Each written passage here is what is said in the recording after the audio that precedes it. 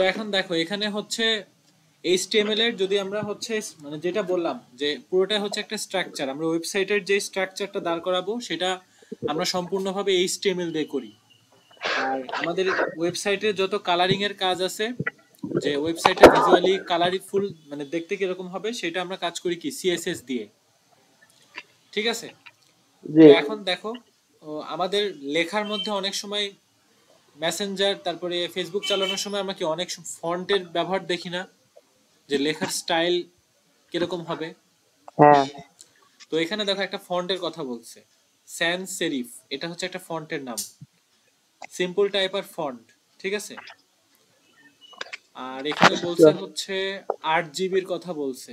8 GB বলতে হচ্ছে আমাদের বেসিক যে কালারটা আছে সেটা হচ্ছে গ্রিন, রেড আর হচ্ছে ব্লু, এই তিনটা কালারের কম্বিনেশন। এখানে 8 জিবি মানে এর কথাও আসছে আলফা, এটা হচ্ছে প্যারামিটারের সংকর। মানে বেসিক কালার হচ্ছে শুধুমাত্র 8 জিবি বলা হয়, আর আলফাটা মনে রাখবা। ঠিক আছে, এবং আমাদের কালারগুলো হচ্ছে এই তিনটা কালারের হচ্ছে সমন্বয়। তো যখন আমরা এই তিনটাকে মানে জিরো দিব, গ্রিন, রেড আর ব্লু, এই তিনটাকে যখন আমরা জিরো দিব তখন আমাদের কালারটা আসবে ব্ল্যাক। এটা জাস্ট এমসিকিউ স্যার, এর আপনি জন্য। তো অন্যটা পড়াচ্ছেন। কোনটা পড়াচ্ছি? তুমি পেজ দিছো উল্টা পাল্টা, তো আমি কি করব? আয় হ্যাঁ, তুমি যে সিরিয়ালে পেজ দিছো 117-এর পর 142 চলে আসছে।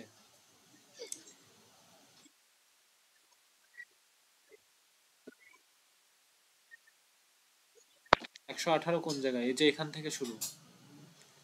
আচ্ছা প্যারা নেই, আমি ওইভাবেও যেতে পারবো, অসুবিধা নাই। স্যার এখন কোন পেয়ে যাব? 118 পেজে যাও। শুরু হয়েছে কোন পেজ থেকে?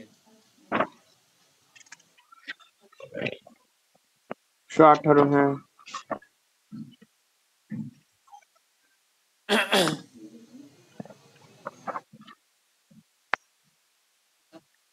আচ্ছা, তো আমি এখন একটা মানে তোমাকে HTML এর একটা ওয়েবসাইট কিভাবে মানে HTML দিয়ে কিভাবে কাজ করে সেটা একটু বের করে মানে করে দেখাই।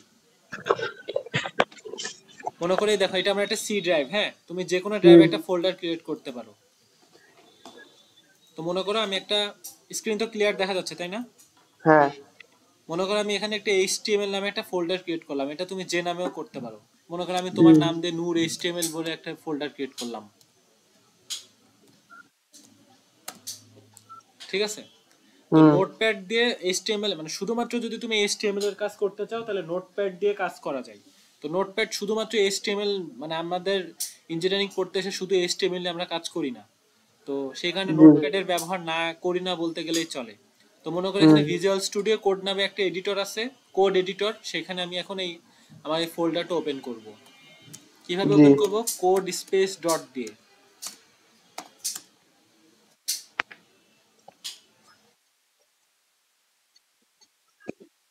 তো দেখো আমার এখানে একটা হচ্ছে ফোল্ডার ওপেন হয়ে গেছে, দেখো নূর আন্ডারস্কোর HTML। ঠিক আছে, হুম, তো এখানে আমি এখন কি করব, HTML এর কাজ কিন্তু একটা ফাইলে হয় তাই না?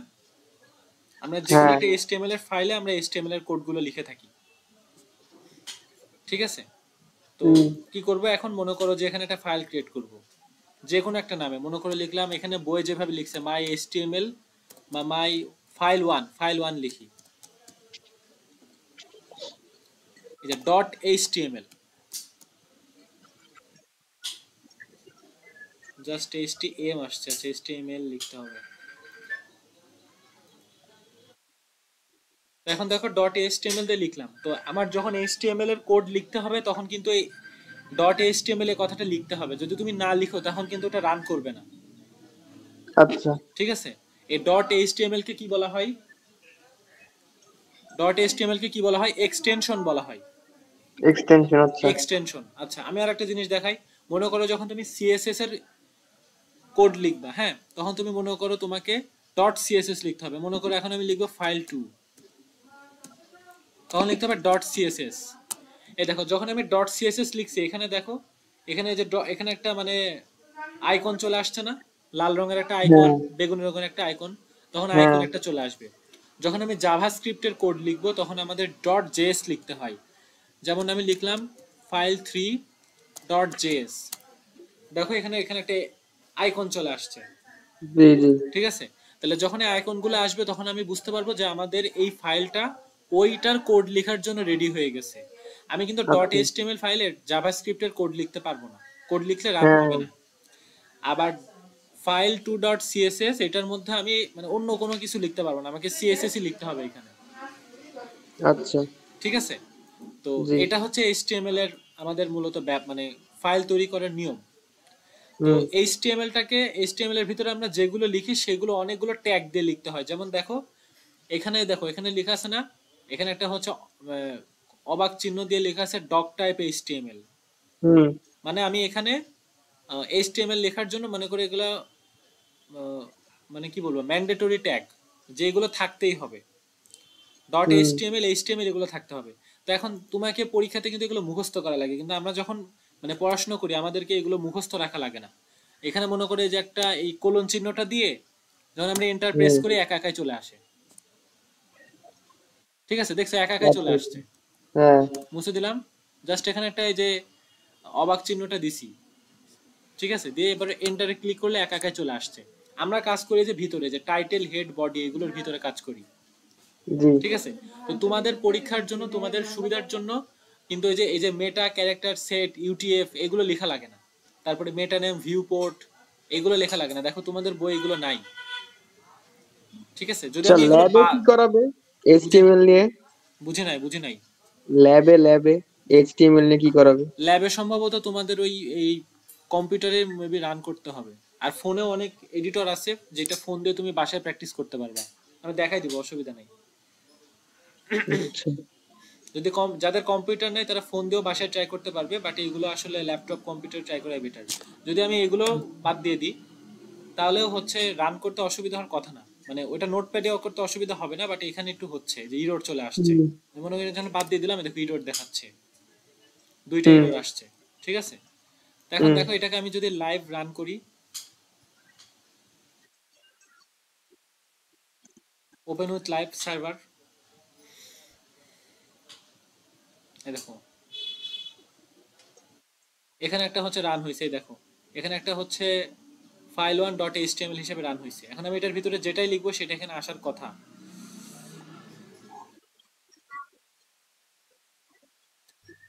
যেমন আমি এখন যদি বডির ভিতরে লিখি,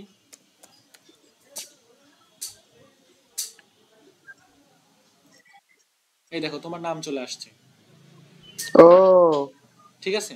তাহলে আমাদের বুঝছি। যা কিছু লিখতে হবে বডির ভিতরে। আচ্ছা, এই যে টাইটেল ডকুমেন্ট লিখছি না, হুম। টাইটেল ডকুমেন্টটা বাই ডিফল্ট ছিল, এই দেখো এখানে ডকুমেন্ট আসছে, মানে এটা বুঝছি ফাইলের বুঝছি। টাইটেল। যখন আমাদের এটা ব্রাউজার আছে, আমি রান করার সময় যেখানে ওপেন করলাম সেটাকে কি বলা হয়? ব্রাউজার বলা হয়, ব্রাউজার, আচ্ছা। ঠিক আছে? যেমন আমি গুগলে যখন যাই, মনে করো আমি গুগলের একটা ট্যাব ওপেন করলাম, এটা হচ্ছে গুগলের ব্রাউজার। আমরা কিন্তু এখন গুগলে অ্যাক্সেস নাই, হুম। যখন আমরা সার্চ দিব তখন আমাদের কাছে হচ্ছে সেটা সেই ওয়েবসাইটে যাবে, আচ্ছা। www.google.com। এটা আমরা হচ্ছে গুগলের ওয়েবসাইটে গেলাম, ঠিক আছে? কিন্তু আমরা হুম। এখন আছি হচ্ছে গুগলের হচ্ছে ব্রাউজারে, ঠিক আছে? তো এখন দেখো টাইটেল যেটা লিখছিলাম সেটা আমাদের হচ্ছে এখানকার এই যে এখানে শো করছে, ঠিক আছে? আর হুম। এটা হচ্ছে ব্রাউজারের অ্যাড্রেস, এইগুলা যে কোন অ্যাড্রেসে আমাদের হচ্ছে ফাইলটা রান হচ্ছে। তো আমি দেখো ফাইল ওয়ান লিখছিলাম, ফাইলের নাম এখানে slash file one dot HTML, মানে এইচটিএমএল ফাইলটা যেহেতু রান করছে তাই এক্সটেনশন হচ্ছে ডট এইচটিএমএল,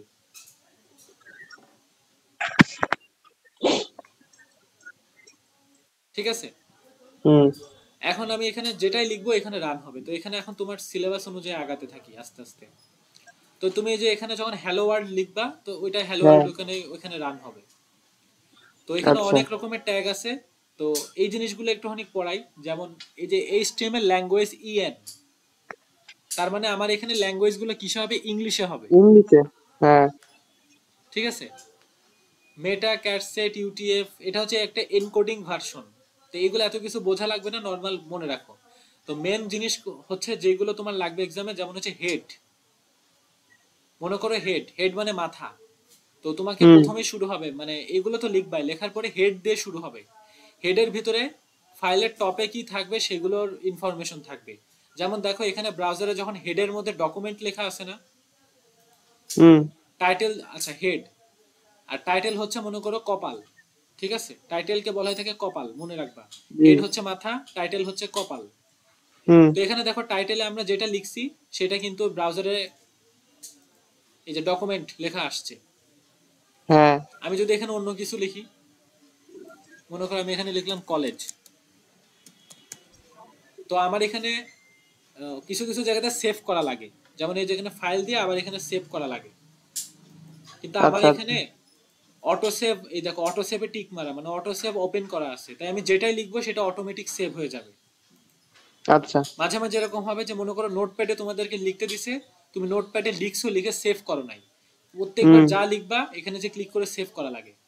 তো তুমি যদি সেভ না করো তাহলে কিন্তু সেটা মাঝে মাঝে ব্রাউজারে শো করবে না। আচ্ছা আচ্ছা ঠিক আছে, তো এখন দেখো আমি হুম ওখানে যে কলেজ লিখছি, দেখো ডকুমেন্ট এখানে কলেজ চলে আসছে। হ্যাঁ হ্যাঁ হ্যাঁ ঠিক আছে, জি আচ্ছা এরপরে হচ্ছে বডি। তো আমাদের আমরা এইচটিএমএল এর যা কিছু লিখি বডির ভিতরে লিখি, মানে আমাদের মেন কাজ হচ্ছে বডি নিয়ে। হুম আচ্ছা আর একটা জিনিস দেখাই,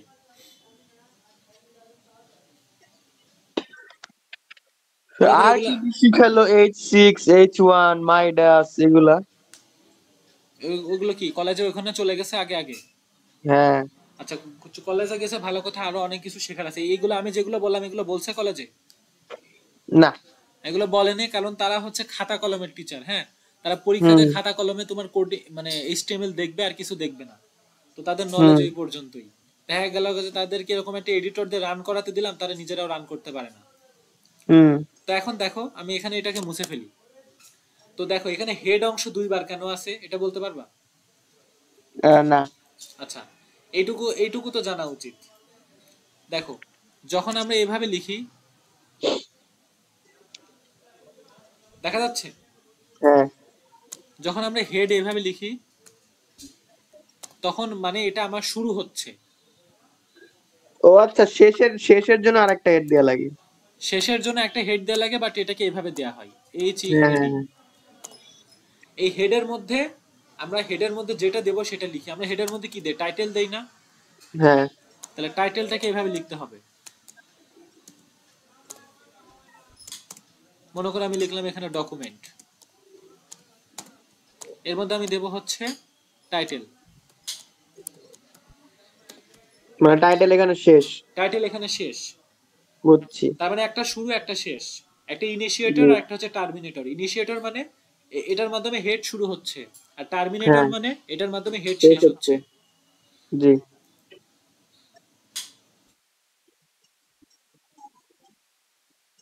সেম বডির ক্ষেত্রেও, বডি এখান থেকে শুরু হচ্ছে, তারপর এখানে একটা ব্যাকস্ল্যাশ দেওয়া আছে, তার মানে শেষ বডি হচ্ছে এখানে শেষ হচ্ছে।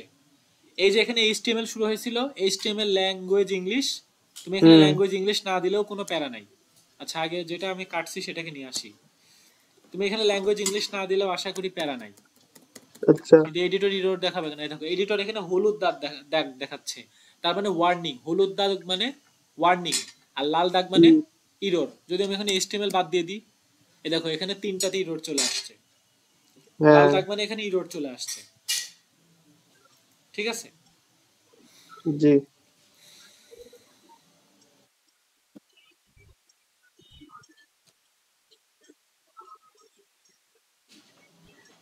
আচ্ছা বইয়ের ভিতরে একটু পড়বা, যেগুলো বলছি সেগুলো ওই বইয়ের এখানে হচ্ছে ইয়ে করে লিখছে। আমি এখানে দেখি যে নতুন কি পাই।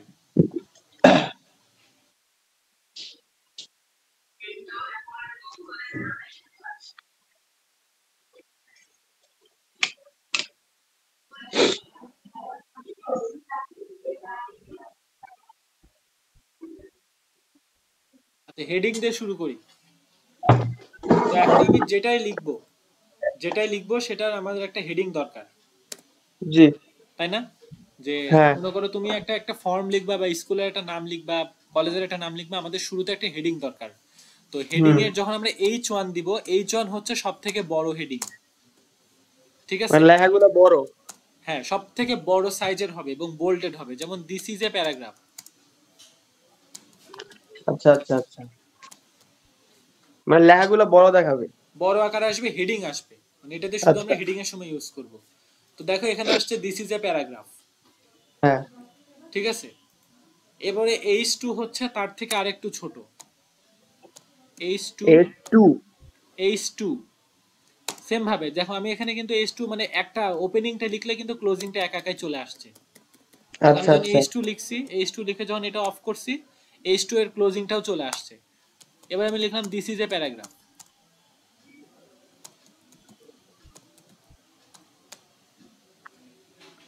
তো আহ, দেখি আমাদের ব্রাউজারে কিরকম আসে, দেখো তার থেকে আরেকটু ছোট আসছে। বুঝছি আচ্ছা, বুঝছি।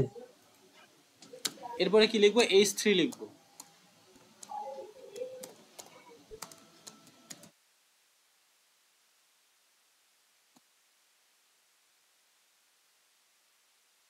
দেখো আর একটু ছোট আসছে এইচ থ্রি। এখন প্রশ্ন হচ্ছে আমি এখন এইচ টু থ্রি ফোর থেকে যদি ইচ্ছা মতো নিতেই থাকি, এরকম কি ছোট হতে থাকবে, অসীম পর্যন্ত ছোট হতে থাকবে? না, এখানে আমি আবার এইচ থ্রি দেয় নাই তো, শুধু এইচ দিছি। এইচ দিছি বলে ওটা প্যারাগ্রাফের মতো শো করছে।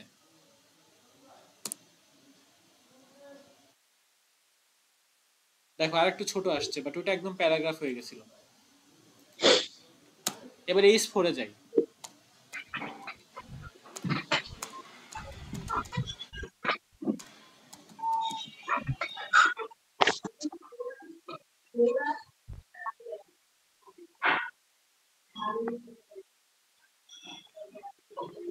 দেখো একটার পর একটা ছোট হতে থাকছে। আচ্ছা, এরপরে এইচ ফাইভে যাই।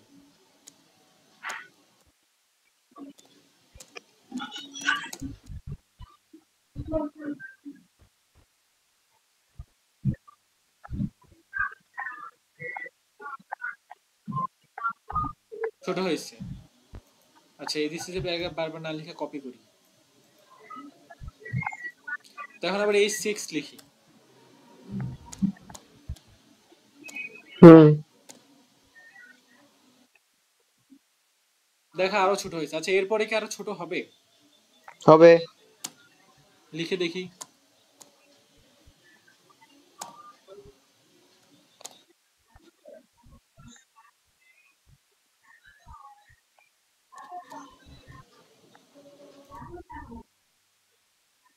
দেখো, বড় হলো কেন? তো এইচ ওয়ান মানে যদি এখন আমরা ইয়ে করি, এইচ ওয়ান থেকে এইচ সিক্স পর্যন্ত এটা হেডিং আকারে থাকছে। দেখো এটা কিন্তু আর হেডিং এর মতো বোল্ডেড না। এটা কি হেডিং এর মতো বোল্ড? বোল্ড না না না না। বোল্ড না, অন্যরকম চলে আসছে। তো হুম। আমরা হেডিং এর ট্যাগটা শুধুমাত্র এইচ ওয়ান থেকে এইচ সিক্স পর্যন্ত। এবার এইচ এইটে যাই।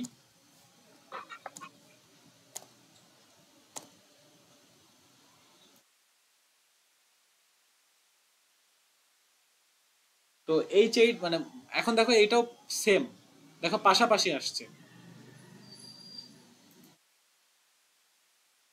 দেখতে পারছো? জি। দেখো এখন যেভাবে দিয়ে দেখো একটা নিজের মতো একটা ল্যাঙ্গুয়েজ মানে অন্য একটা ফন্টে আসছে, এরকম বোল্ড আকারেও না, অন্য একটা ফন্টে আসছে, মানে ফিক্সড সাইজে পাশাপাশি আসছে। তার মানে আচ্ছা। আমাদের এখানে কিন্তু হেডিং, এটা কিন্তু হেডিং না, হেডিং যেরকম বোল্ডের মতো সেরকম কিন্তু নাই। তাহলে হুম। হেডিং এর যেই কার্যকারিতাটা সেটা শুধুমাত্র এইচ ওয়ান থেকে এইচ সিক্স পর্যন্ত, এরপরে গিয়ে সেটার হেডিং থাকে না। আচ্ছা। আচ্ছা, এরপরে যাই। এইচ ওয়ান এর আকার সব থেকে বড়, এইচ সিক্স এর আকার সব থেকে ছোট, এরপরে গিয়ে কোনোটার হেডিং থাকে না। হ্যাঁ, কি বললাম? না কিছু না।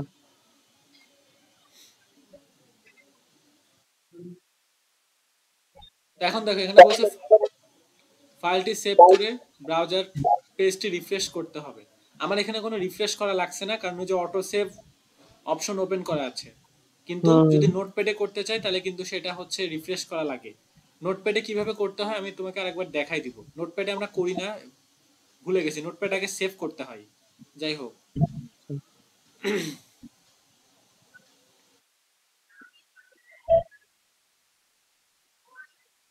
আচ্ছা, তো এখন শুধুমাত্র এইটুকু দিয়ে কিন্তু আমাদের কাজ শেষ হয়ে যাচ্ছে না, আমাদের আরো অনেক ট্যাগ দরকার হয়, কারণ আমাদের লেখা আরো অনেক রকমের হয়। এরকম হয় যে একটা ফর্মের মধ্যে আমাদের একটা ডেসক্রিপশন লেখা লাগে, একটা ছোট ডেসক্রিপশন লেখা লাগে, ছোট অনেক প্যারাগ্রাফের মতো একটা লেখা লাগতে পারে। তো সেটাকে আমরা যে ট্যাগ দিয়ে ব্যবহার করি সেটাকে আমরা মনে করে বলবো যে প্যারাগ্রাফ ট্যাগ। আচ্ছা, ঠিক আছে, তো এখানে মনে করো পি লিখলাম,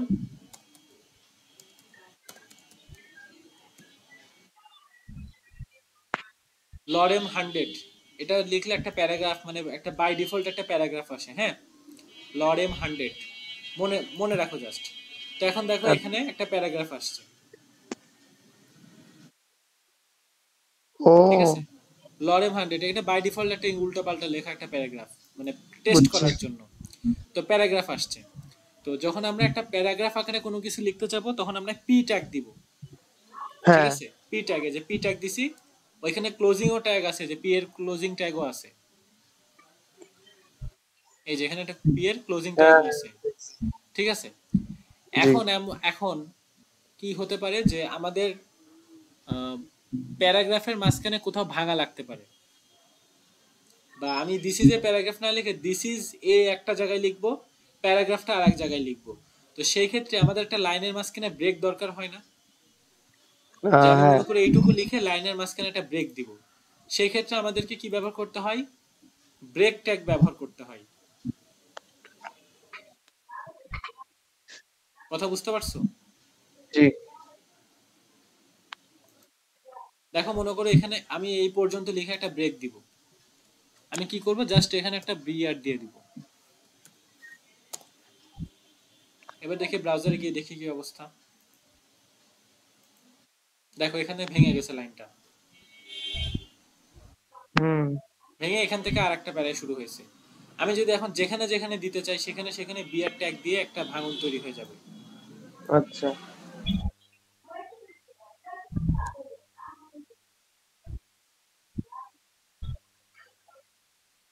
দেখো এই যে, দেখতে পারছো? জি, মনে করো এখানে আর একটা দিলাম বিআর ট্যাগ, দেখো এই যে ভেঙে গেছে, পরের থেকে আবার লাইন শুরু হয়েছে। প্যারা প্যারা করতেছে, হ্যাঁ, প্যারা প্যারা না, মানে প্যারার মধ্যে যে এক লাইন করে ভেঙে এখান থেকে আর লেখা আর দেখাচ্ছে না, বুঝছি, এটা বুঝছি। ব্রেক দিয়ে দিছে এখানে। তো এখন দেখো বিআর ট্যাগের কিন্তু কোনো ক্লোজিং ট্যাগ নেই, আমি এখানে শুধু ওপেনিং ট্যাগ দিচ্ছি। ও হ, বিআর তাই ট্যাগের তো, কোনো ক্লোজিং ট্যাগ আছে? না তো, প্যারাগ্রাফ ট্যাগের ক্লোজিং ট্যাগ আছে, হেডিং ট্যাগের ক্লোজিং ট্যাগ আছে, কিন্তু ব্রেক ট্যাগের কোনো ক্লোজিং ট্যাগ নাই। কেন? এটা রুলস, তুমি মনে রাখতে হবে, এটা কেন নাই সেটা যে আবিষ্কার করছে সে জানে। ও, ঠিক আছে, এটার যে সায়েন্টিস্ট, এটার যে ইঞ্জিনিয়ার সে জানে যে কেন। মানে আমরা শুধুমাত্র তোমাকে দেখাইতে পারি, আমরা এখানে কোনো আবিষ্কারক না। তো বিআর ট্যাগের কোনো ক্লোজিং ট্যাগ নেই, শুধুমাত্র ওপেনিং ট্যাগ আছে। জি,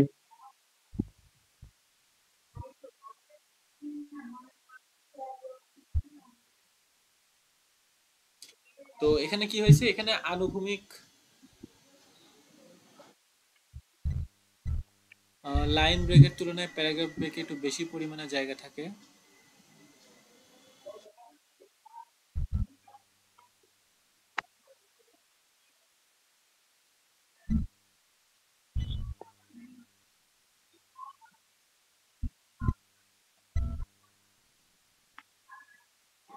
আচ্ছা, এখন দেখো টেক্সট ফরম্যাটিং। টেক্সট ফরম্যাটিং বলতে মনে করো যে তুমি লেখার মাঝখানে কোথাও কিছু আন্ডারলাইন দিতে চাও,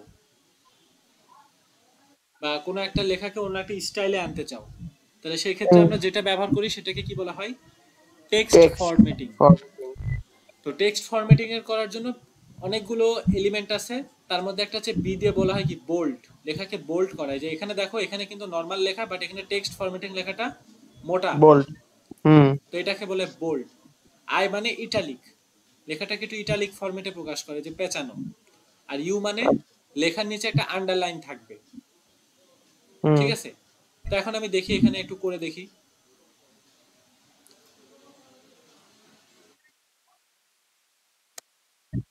মনে করে সেটাকে মনে করে আমি প্রথমে প্যারাগ্রাফটাকে লিখবো, কি লিখবো, দিস ইজ এ প্যারাগ্রাফ। এখন আমি এটাকে কি করব, মনে করো আন্ডারলাইন দিব। তাহলে প্রথমে কি করব, প্যারাগ্রাফের মধ্যে ইউ ট্যাগ দিব।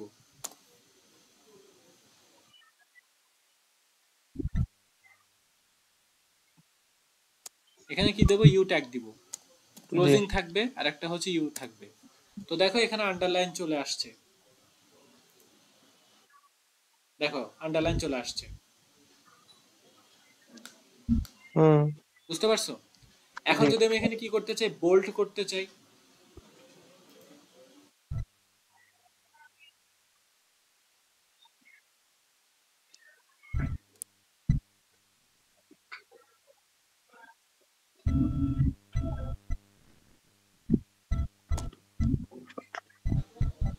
তাহলে কি করবি, এর জায়গায় জাস্ট শুধুমাত্র বি বসাই দিই।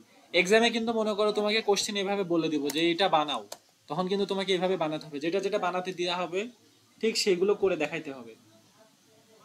জি। দেখো এটা বোল্ড হয়ে গেছে।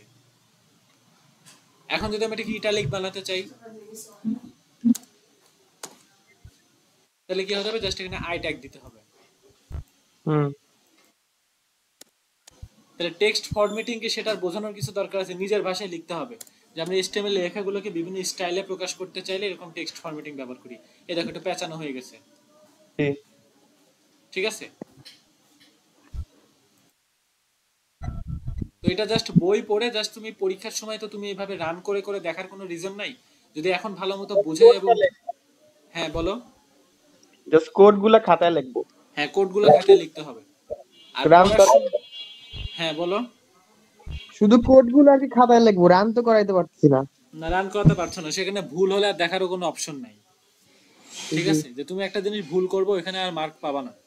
যেমন আমি যদি এখানে একটা জিনিস ভুলে যাই, আমি এখানে ইরোড দেখে ঠিক করে ফেলতে পারবো। আমাদের ল্যাবেও এরকম হবে যে যদি আমরা কোনো কিছু একটা ভুল করি দেখে বুঝতে পারবো, কিন্তু খাতায় লিখলে তো বোঝার কোনো অপশন নাই, তো ভুল লিখলে ভুলই, ঠিক আছে? আচ্ছা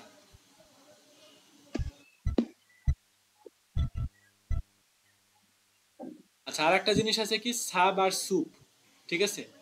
সাব আর সুপ বলতে লেখাকে মনে করো উপরে উঠানো নিচে নামানো, সাবস্ক্রিপ্ট, সাবস্ক্রিপ্ট আর সুপারস্ক্রিপ্ট। তো মনে করো সুপার মানে লেখাকে উপরে উঠানো, আচ্ছা। সুপার, সুপার মানে উপরে, মনে করো যে সুপারম্যান উপরে ওঠে, সুপার, এভাবে মনে রাখবা, এসইউপি। আর সাব মানে নিচে, ঠিক আছে? তো এখন আমরা দেখি, মনে করো এখানে কি করছে, এ প্লাস বি সুপারস্ক্রিপ্ট, তাহলে কি হবে, এটা এ প্লাস বি হোল স্কয়ার আকারে আসবে। যেমন এখানে জাস্ট লিখি, প্রথমে কিন্তু প্যারাগ্রাফ ট্যাগ দিতে হবে, যেটা কিন্তু প্যারাগ্রাফ এলিমেন্ট, মানে এলিমেন্ট বাদে হুদাহুদি লেখা যাবে না। মনে করো আমি লিখলাম যে এ প্লাস বি, এটুকু আসলো, এটাকে কি দেব, সুপারস্ক্রিপ্ট দিব, এসইউপি 2, তাহলে এটা আসবে কি A plus B whole square. এটা কি A plus B whole square. তারপরে কি আসবে, সমান সমান, মনে করে এবার লিখলাম এ, তারপরে লিখলাম সুপারস্ক্রিপ্ট 2, তাহলে কি আসবে এ স্কয়ার, এ স্কয়ার। তারপরে একটা আসবে কি, সুপারস্ক্রিপ্টের পরে হবে প্লাস, কারণ কি সুপারস্ক্রিপ্টটা শুধুমাত্র 2 কে ধরে রাখছে। দেখা যাচ্ছে সবকিছু বুঝতে পারছো? আবার একটু বলেন। এইটুকু বুঝছো? আচ্ছা আবার দেখাই, মনে করো আমাকে পরীক্ষাতে লিখতে হবে কি A plus B whole square সমান সমান A square plus 2ab plus B square, এটাকে আমাকে এইচটিএমএল কোডের মাধ্যমে লিখতে হবে। তাহলে আমি বডির মধ্যে যেটাই দিব না কেন সেটাকে একটা এলিমেন্ট দিতে হবে। তো মনে করো এটা, মনে করো না এটা একটা, এটা প্যারাগ্রাফ এলিমেন্টের মধ্যেই আসবে, কারণ এটা প্যারাগ্রাফ নরমাল খাতার নরমাল মার্জিনাল, মানে মার্জিনের সাথে মিলে, ওটা বড় না ছোট না, নরমাল জেনারেল লেখা যেটা সেটা। তাহলে এখন আমি প্রথমে কি লিখবো, এ প্লাস বি হোল স্কয়ার, তাহলে এ প্লাস বি হোল স্কয়ার দেওয়ার আগে শুধুমাত্র স্কয়ারটা এ প্লাস বি এর উপরে থাকে, তাহলে শুধুমাত্র স্কয়ার বা 2টাকে আমরা সুপারস্ক্রিপ্টের মধ্যে দিব। তাহলে প্রথমে লিখবো কি সুপ 2, তো তাহলে এটা কি আসবে a plus B whole square. এখন সমানটা কি সুপারস্ক্রিপ্টের ভিতরে হবে নাকি বাইরে হবে? বাইরে। বাইরে হবে, কারণ তুমি যদি সমানটা এখানে দাও তাহলে ওটা কিন্তু 2 এর সাথে চলে আসবে। এটাই ভুল হয়, এই দেখো 2 এর সাথে চলে আসছে, মানে এক লাইনে এক ধাপ ও উপরে চলে গেছে। তাহলে এটা সুপারস্ক্রিপ্টের বাইরে হবে, এখানে হবে। জি। কিরকম আসছে দেখো, a plus B whole square সমান, তাহলে কি হবে এরপরে হবে কি a স্কয়ার। যদি a স্কয়ার লিখতে হয় তাহলে লিখতে হবে কি a সুপারস্ক্রিপ্ট স্কয়ার। ও এর উপরে, হ্যাঁ হ্যাঁ বুঝছি a বুঝছি। Superscript square plus. প্লাস ও হবে আচ্ছা হ্যাঁ। কোথায়? সুপারস্ক্রিপ্টের বাইরে জি। প্লাস। এটা নরমাল 2ab হবে প্লাস 2ab, কারণ কি 2ab টা প্যারাগ্রাফের অংশ। তারপরে আবার হুম। প্লাস হবে কারণ ওইটাও প্যারাগ্রাফের অংশ। তারপরে বি স্কয়ার, বি সুপারস্ক্রিপ্ট 2।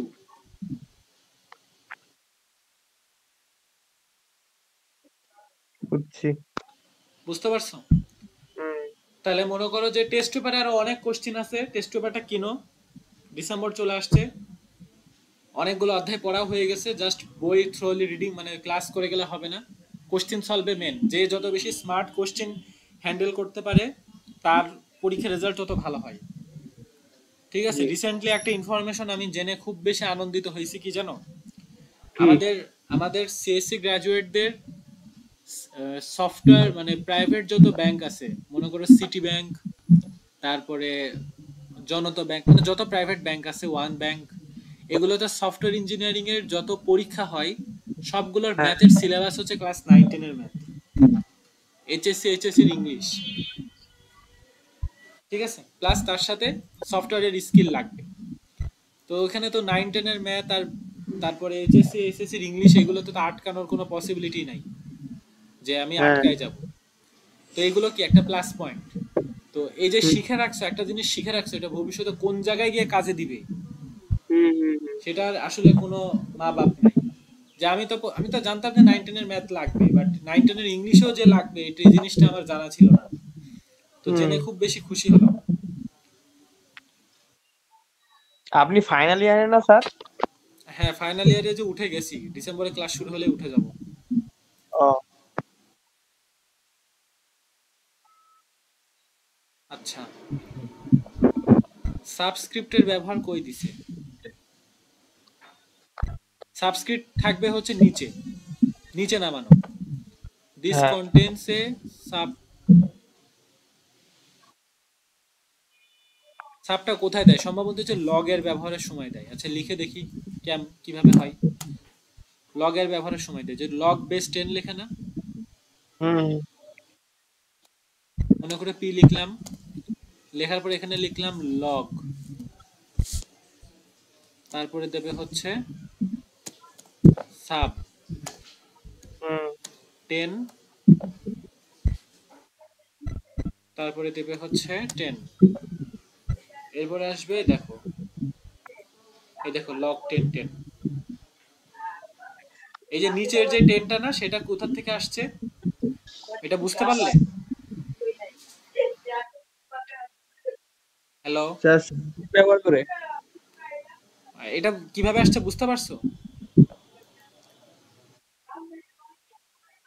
কথা হ্যাঁ। শোনা, কথা শোনা জি যাচ্ছে? জি জি। এটা হচ্ছে এই যে সাবের ব্যবহার করে, তার মানে তোমাকে এক লাইনে নিচে নামাই দিবে লেখাটাকে। তারপর যদি লেখো লগ 10 10 সমান 1, এখানে 1 চলে আসবে। হুম। ঠিক আছে, তাহলে এগুলোকে কি বলা হয়? এগুলো হচ্ছে আরেকটা ফরম্যাটিং, যে লেখাটাকে আমি কিভাবে দিব। এখানে 3টা ফরম্যাটিং ছিল, বোল্ড, ইটালিক আর আন্ডারলাইন। আর হুম। এখানে কোন ফরম্যাটিং আসছে? সাবস্ক্রিপ্ট আর সুপারস্ক্রিপ্ট। জি। আচ্ছা, এরপরে বিগ আর স্মল এলিমেন্ট, দুটি এলিমেন্ট আছে।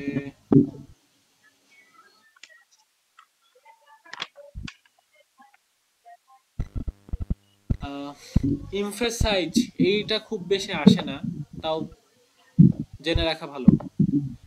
কোন কোন পেজের কোন নির্দিষ্ট অংশকে বিশেষভাবে ইমফেসাইজ করার প্রয়োজন হয়, কোন অংশকে বিশেষভাবে জোর দিয়ে বলার প্রয়োজন হয়, সেই ক্ষেত্রে আমরা কি ব্যবহার করি? ইমফেসাইজ আর স্ট্রং। ঠিক আছে, তো লিখে দেখি একটুখানি। মনে করে এখানে একটা প্যারাগ্রাফ লিখলাম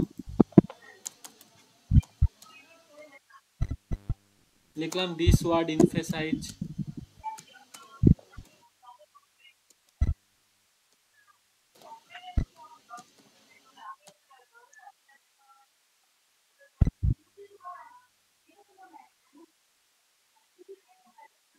তো এখন দেখো দিস ওয়ার্ড ইমফেসাইজ কে কি করছে, এখানে এখানে একটু ইটালিক আকারে লিখে দিচ্ছে, তাছাড়া আর কিছুই না।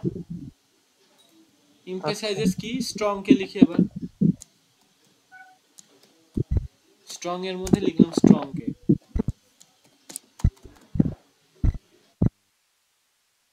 স্ট্রং কে বোল্ড আকারে লিখছে। তো এটা আসলে মনে করো এটা বিশেষ ব্যবহার করে না, তুমি স্ট্রং এর জায়গায় বোল্ড ব্যবহার করলেও তো আসলে কিছু বলার নাই, ঠিকই তো, তাই না? একই তো আউটপুট আসছে। এখন যদি কোশ্চেনে বলে দেয় যে স্ট্রং আর ইমফেসাইজই ব্যবহার করো, তখন তোমাকে সেটা করতে হবে, কিছু করার নাই। আচ্ছা, মোস্ট ইম্পর্টেন্ট মানে এখান থেকে কোশ্চেন আসে, সেটা কি? এই যে ইউএল ওএল আর এলআই ট্যাগ, এটা থেকে পরীক্ষাতে কোশ্চেন আসবে। ঠিক আছে, লিস্ট আকারে প্রকাশ করে। একটা হচ্ছে কি অর্ডারড লিস্ট, ওএল কে কি বলা হয়? অর্ডারড লিস্ট। ইউএল কে বলা হয় আনঅর্ডারড লিস্ট,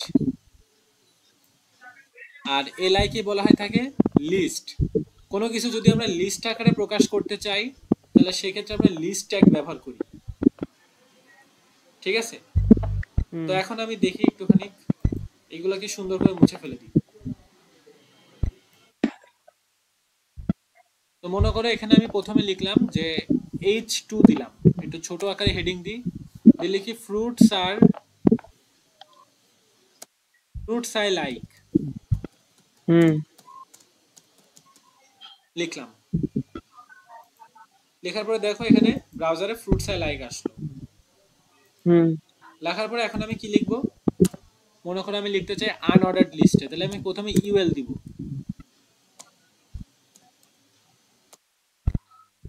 তাহলে আমি এখন এর ভিতরে এই ইউএল এর ওপেনিং এর ক্লোজিং এর ভিতরে যেটাই দিব না কেন সেটা কি আনঅর্ডারড আকারে প্রকাশ হবে। তাহলে আনঅর্ডারড আকারে আমি এখন লিখে রাখি এলআই। কি হবে? মনে করে লিখলাম ম্যাঙ্গোস, তারপরে এলআই, মনে করে লিখলাম লিচি, তারপরে কি লেখা যায়? ওয়াটারমেলন। দেখো এখন ব্রাউজারে কিরকম আসছে, আনঅর্ডারড আকারে প্রকাশ পাচ্ছে, কারণ দেখো এখানে 1 2 3 সিরিয়াল আকারে কোনো কিছু লেখা নাই। ঠিক আছে, যদি এটা 1 2 3 সিরিয়াল আকারে প্রকাশ করতে চাই, তাহলে আমরা কি দিব? অর্ডারড লিস্ট আকারে দিব। ঠিক আছে, তো সেটাকে এখন মনে করে এই সেম জিনিসটাকে কপি করি, করে ওই ইউএলটাকে আনঅর্ডারড করে দিই।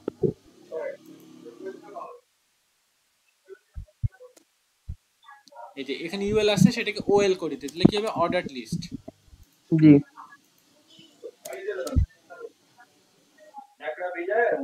দেখো,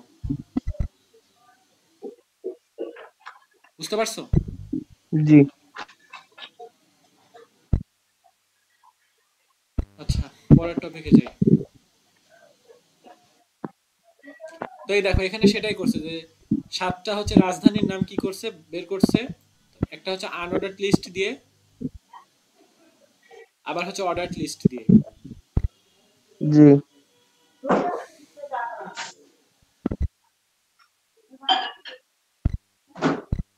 এখন দেখো নেস্টেড লিস্ট। নেস্টেড লিস্ট বলতে লিস্টের ভিতরে যদি লিস্ট আমরা প্রকাশ করতে চাই। নেস্টেড লিস্ট স্যার কি করে? লিস্টের ভিতরে লিস্ট যদি বের করতে চাই। ঠিক আছে, তো এখানে কেমনে করছে, 1 মিনিট, সিলেট এলআই,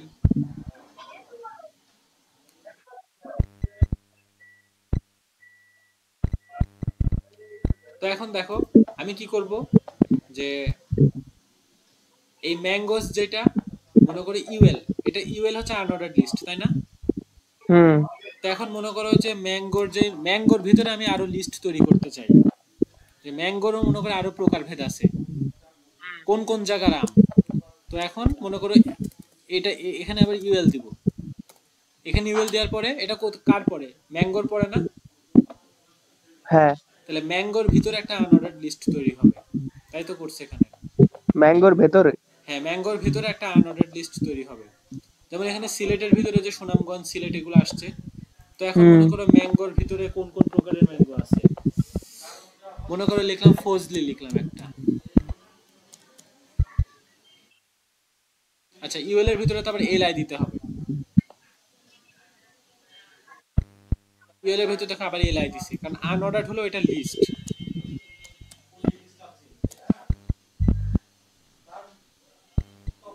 ফজলি, হ্যাঁ বলো। ফজলি মাঝখানে হবে না? হ্যাঁ, মাঝখানে হবে। তারপরে কি আছে, হিমসাগর, মনে করে লিখলাম হিমসাগর।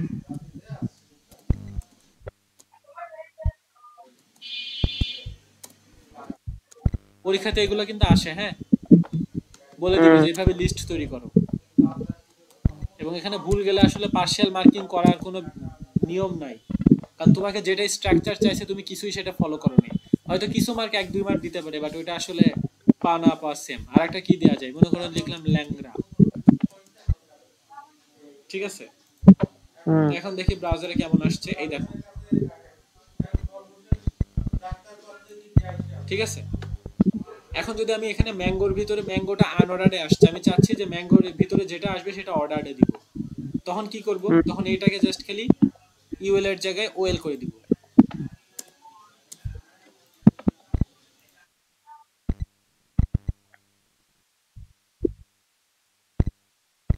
দেখো, তাহলে পরীক্ষাতে যদি ইনস্ট্রাকশন দেওয়া থাকবে যে তোমাকে মনে করো যে বলবে আনঅর্ডার লিস্টের মধ্যে এগুলো এগুলো করো, করে তার মধ্যে আবার এগুলো অর্ডার আকারে করো, তাহলে কি করতে হবে, সেইভাবেই কিন্তু অ্যান্সার করতে হবে।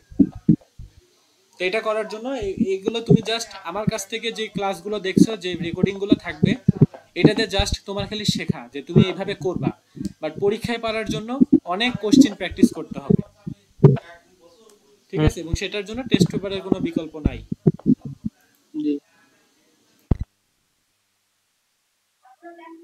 আচ্ছা, এরপরে যাই।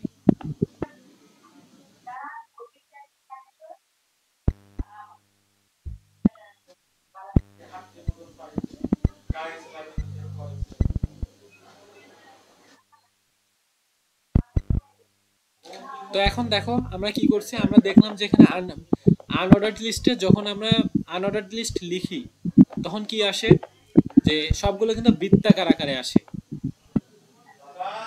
তো আমরা এখন চাইলে এটাকে কি করতে পারি, স্কোয়ার আকারেও করতে পারি। আচ্ছা, স্কোয়ার আকারে করার জন্য কি করব, মনে করি ইউএল এখানে লিখে টাইপের মধ্যে দিয়ে দেব, মনে করো যে স্কোয়ার। এই যে ইউএল আছে না ম্যাঙ্গো, এর মধ্যেই তো সবগুলো লিস্ট, তাই না? তাহলে এখানে কি দেখবো, টাইপ স্কোয়ার।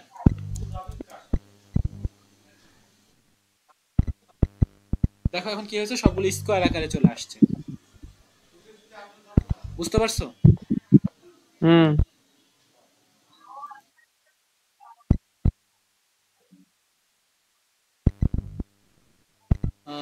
হ্যাঁ, আর তো কিছু নাই এখানে। আচ্ছা, এখন অর্ডার লিস্টের মধ্যে কি করতে পারি, অর্ডার লিস্টে আমাদের কি করে আসছে, 1 2 3 আকারে আসছে না? হ্যালো, জি স্যার। অর্ডার লিস্টে আমাদের কিভাবে আসছে, 1 2 3 আকারে আসছে না? হ্যাঁ আমরা চাইলে কিন্তু 1 2 3 না দিয়ে এবিসিডি দিয়েও লিখতে পারি, স্যার, যেমন এখানে। স্ক্রিন আসছে। তো অর্ডার লিস্ট আমরা কি করতে পারি, 1 2 3 না লিখে এবিসিডি দিয়েও লিখতে পারি, হ্যাঁ, ঠিক আছে। তো সেটা করার জন্য কি করব, ওএল লেখা আছে এখানে, লিখবো এবার কি টাইপ সমান সমান, মনে করে লিখলাম এ। টাইপ এ যখন দিব তখন এখানে এই দিয়ে লেখাগুলো আসবে, এ বি সি যে আসছে, একটু আগে কিন্তু 1 2 3 আকারে ছিল। আচ্ছা বুঝছি। তাহলে পরীক্ষার কোশ্চেনে কিন্তু এটাও বলে দেয়া থাকবে যে তুমি এবিসিডি দিয়ে করো। পরীক্ষার স্ক্রিনে এরকম না, মনে করো তোমাকে কি করবে, একটা লিস্ট নিজেই এঁকে দিবে। কিরকম আমি একটু তোমাকে বলি।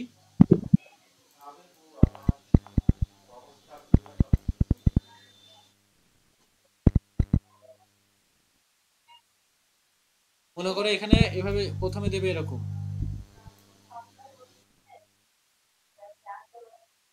মনে করো এখানে একটা ইয়ে দিল, লিখলে এখানে রেড। রেড এর মধ্যে কি কি ক্যাটাগরি, মনে করো রেড এর মধ্যে ক্যাটাগরি কি আছে, ওয়ান হচ্ছে পিঙ্ক,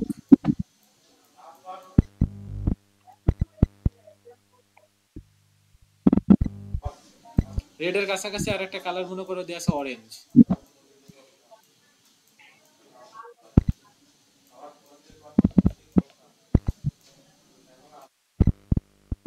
তারপরে এখানে মনে করে দিয়ে দেবে ব্লু।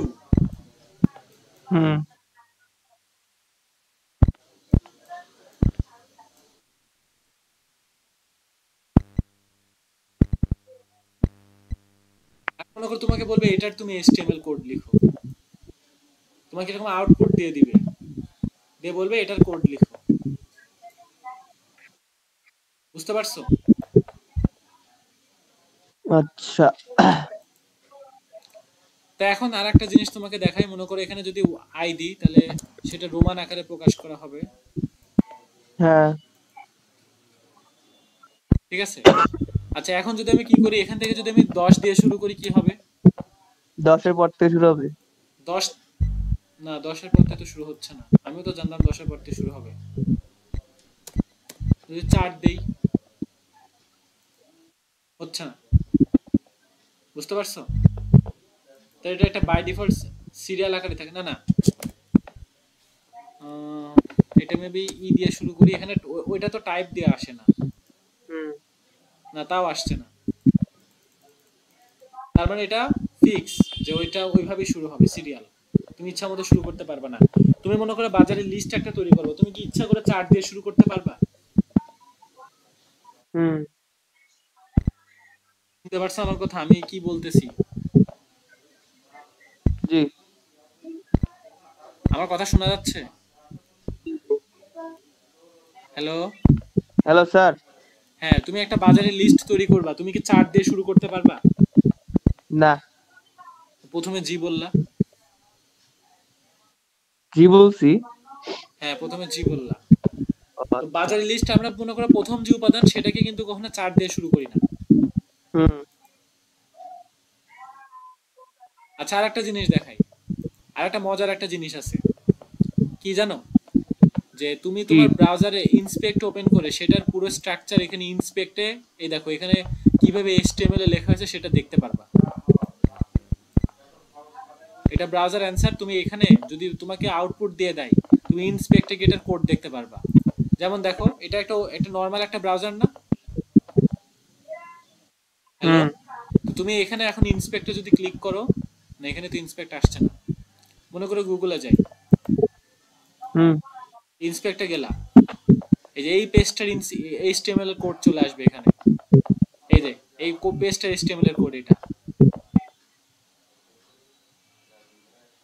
বুঝতে পারছো?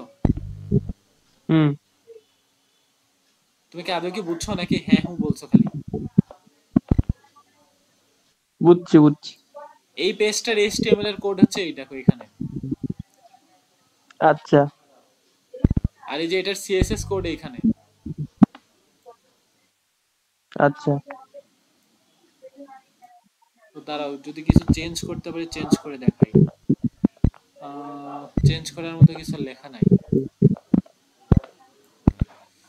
মনে করি এখানে 247 সের জায়গায় 245 দিলাম।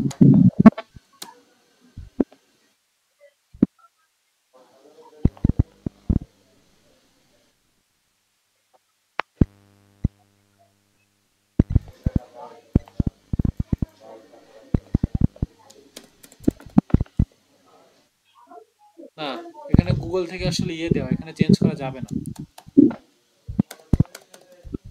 তো এই পেজটার HTML এখানে এরকম।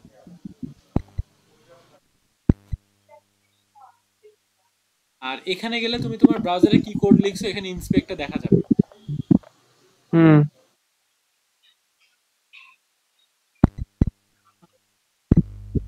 আরো আগাবো নাকি এ পর্যন্ত থাকবে? এই পর্যন্তই থাক।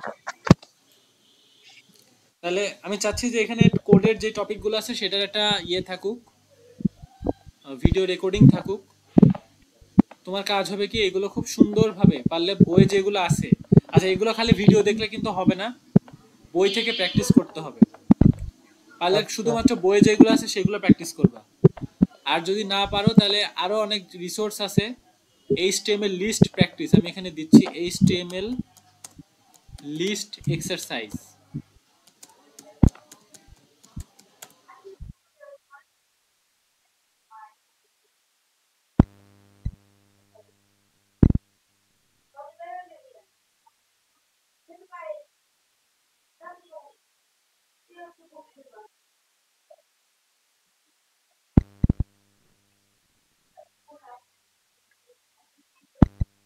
তো কি করবা, এই লিস্টগুলোকে প্র্যাকটিস করবা। হুম, দেখো ইমেজ দিলে মানে অনেকগুলো লিস্টের চলে আসছে, মনে করো এটাই তুমি প্র্যাকটিস করবা, এই যে এটা প্র্যাকটিস করবা একদম সহজ দিয়ে। তোমাকে এটা দিলাম, এটা